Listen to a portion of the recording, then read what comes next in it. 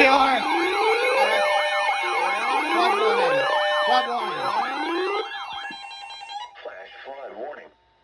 The National Weather Service in Pittsburgh has issued a flash flood warning for East Central and Jefferson, Ohio County in East Central Ohio, Brooke County in northern West Virginia, Hancock County in northern West Virginia, until 11:30 p.m.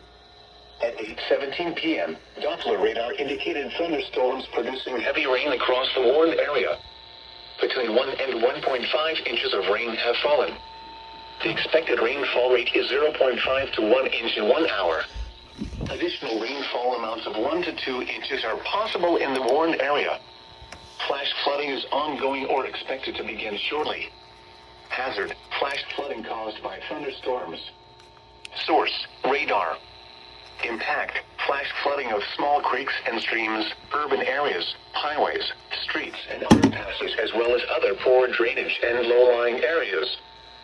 Some locations that will experience flash flooding include Whitton, Steubenville, Toronto, Wintersville, New Cumberland, Richmond, and Sun Valley.